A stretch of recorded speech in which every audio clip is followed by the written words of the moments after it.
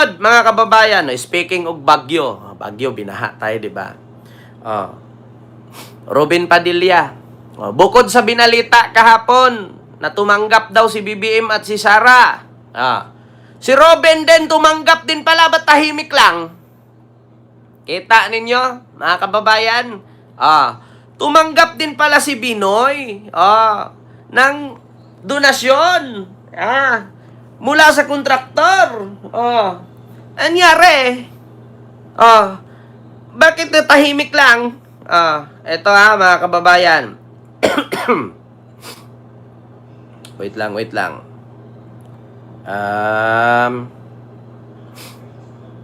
lang ha, mga kababayan, kasi hindi tayo makalagin dito Dito na lang tayo.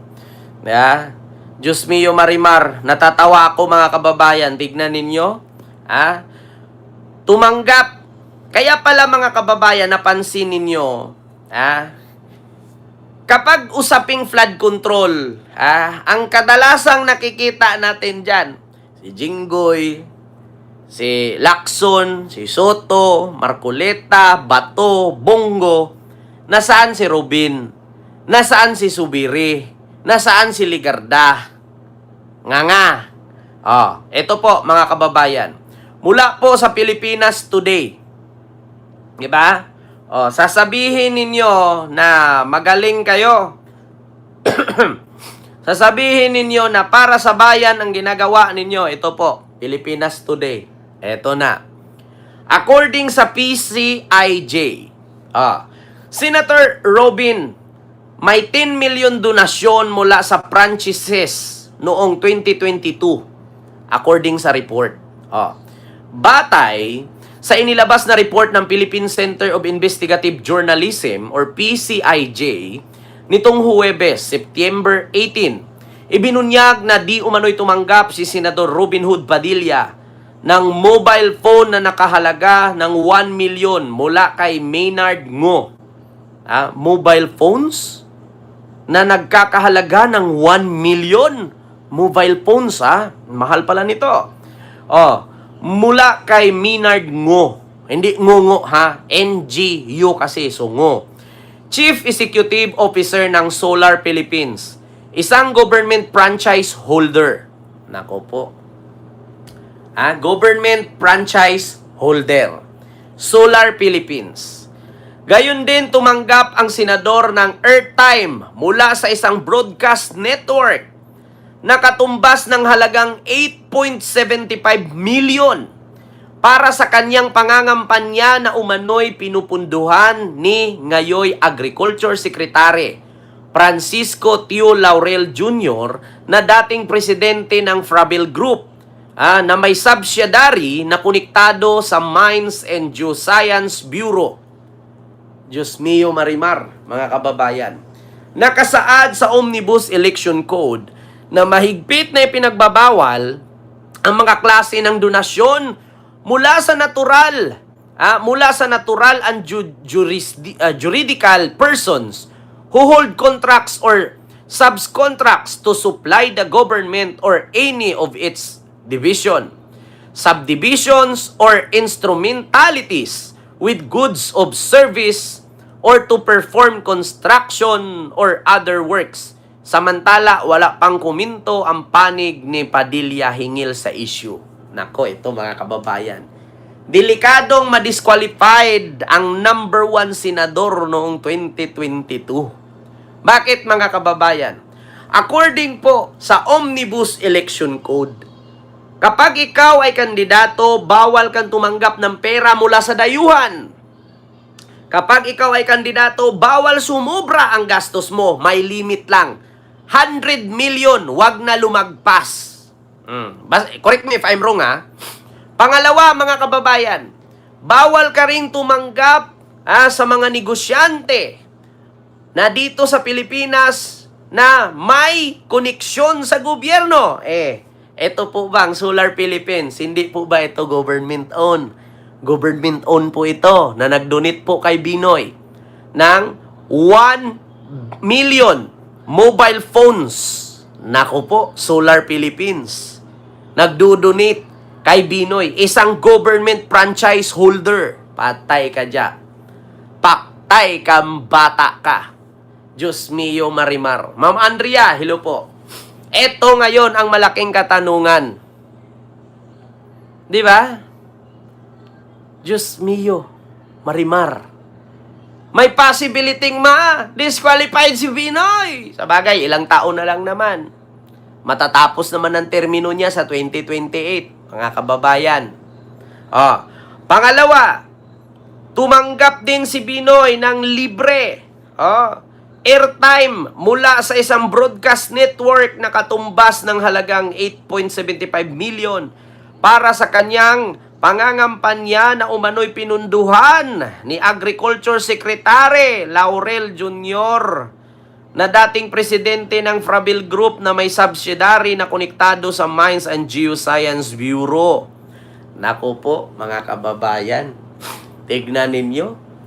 Kung kayo makapagsalita sa Senado, ang gagaling ninyo, mga putang ina ninyo. Kaming mga Pilipino, kapag may baha, hindi exempted sa trabaho. Bakit? Absent na yon. Saan ka nakakita? Nagtrabaho ka sa Quezon City, binahaan Santa Mesa. Anong sasabihin ng manager mo? May sahod ka? Absent na yon. Pag sunod-sunod ang baha isang linggo, anong mangyari sa'yo? Awol. Awol. Wala ka ng trabaho.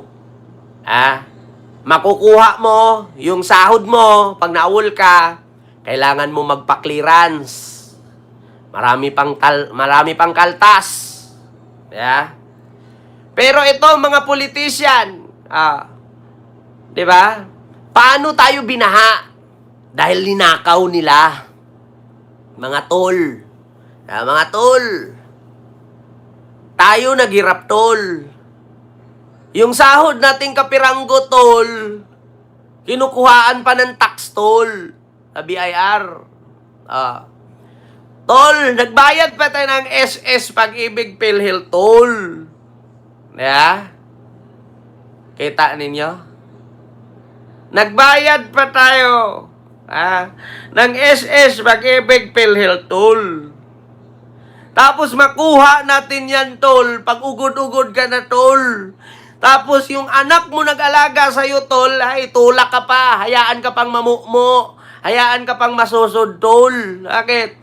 Kasi yung SS Pag-ibig PhilHealth mo, tol, gusto nilang kunin pag namatay ka, tol. Totoo yan. Ang sahod mo, tol, sa isang buwan, 20,000, tol. Kakaltasan ng SS Pag-ibig PhilHealth, tol, pati tax mo, tol, wala nang matira, tol. Meron pang bahay, tubig, kuryente, tol. May anak ka, tol. Mamamatay ka na lang, tol. Itutulak ka pa, tol. Kasi bakit? Ang habol ng anak mo, tol, yung SS mo na paternity, tol. Totoo yan. Imbes na yung anak natin makatulong sa atin, tol, bantayan tayo kasi tumanda na tayo, tol. Yung ibang anak, tol, painumin ka pa Sonrox para mabilis kang mamatay, tol, makuha yung benepisyo mo, tol. Tapos, tol, yung mga nasa gobyerno, tol, na pinapasahod ng taong bayan, tol, nanakawan pa nila, tol. Utangin na, tol, Ano na lang matira sa atin, tol? Kita nyo yan? So ano masasabi ninyo dito? Baka sasabihin na naman to ni Robin. Mr. President! Kung gusto mo mag-resign ako ngayon, sige, mag-resign ako! Mag-resign ako ngayon! Kung kakailanganin, mag-resign ka na, huwag puro drama. Ang Senado, hindi itbulagayan. Ang Senado, upo ka dyan, gumawa ka ng batas. Hindi magdrama. Paano yan ngayon? Nag-donate sa'yo. Mobile phone, halagang 1 million. Tapos, pinunduhan ka pa ni Agriculture Secretary. Nagtrabaho din sa gobyerno. Sangay din sa gobyerno at konektado sa gobyerno. Bawal yan, tol. Ano na naman to, tol? Tol, nag-umpisa yung sabit mo, tol, doon sa chongke sa Senado, tol. Tapos yung gamit mo ito, tol, bayang magiliw, tol. Alam nyo, I will tell you frankly, mga kababayan, hindi po ito paninira. Hindi ito paninira. Tatay ko Muslim. Nanay ko Kristiyano. Hindi po sila kasal, kaya hindi po ako Muslim. Pero kung tutuusin, may dugo po ako Muslim. Tatay ko po is Turkish. Yun po ang totoo. Ang dami kong kaklasing Muslim sa Mindanao habang ako'y nag-aaral. Kapag maglupang hinirang kami, nakaganyan naman ang kamay nila, hindi naman nakaganon. Sa dinami-dami kong Muslim na naging kaibigan, si Robin lang ang pinaka-OA. Totoo yan, huwag kayo magalit sa akin. Si Robin lang ang pinaka-OA.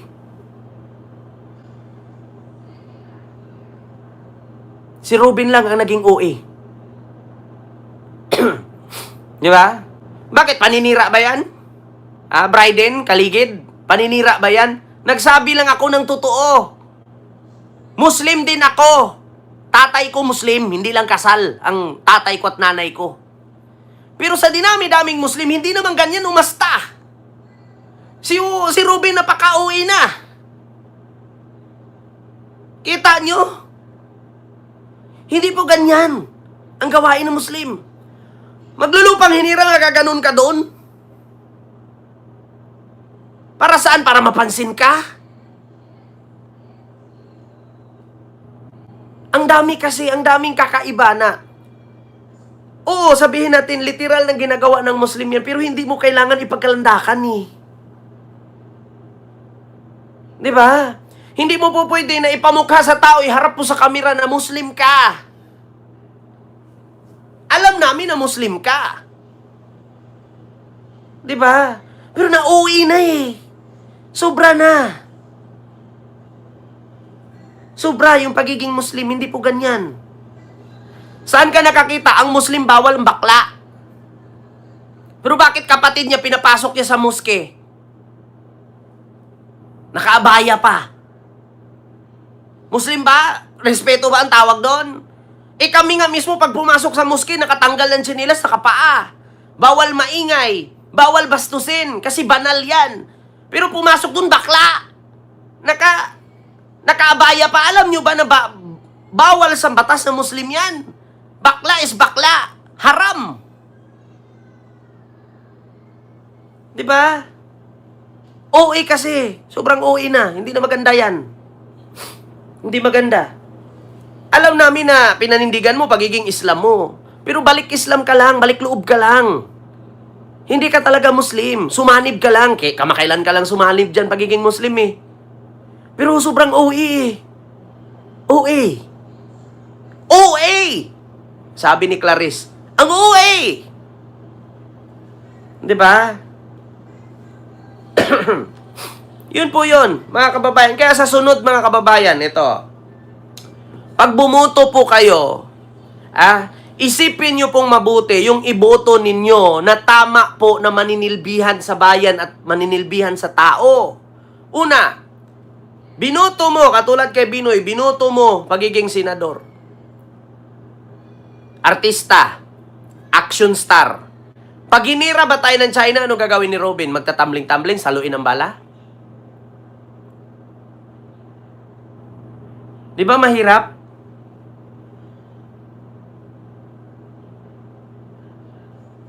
Pag hinira tayo ng China, anong gagawin? Tatambling, tatalon, sasaluin ng bala. Sa sunod, mga kababayan, kapag nag-eleksyon, isipin ninyong mabuti. Tatlo na sila dyan, no? Una na nga si Lito Lapid eh. Si Lito Lapid, wala rin ginagawa. Attendance, sahod, tapos. Si Bato, puro kuda, walang kwenta.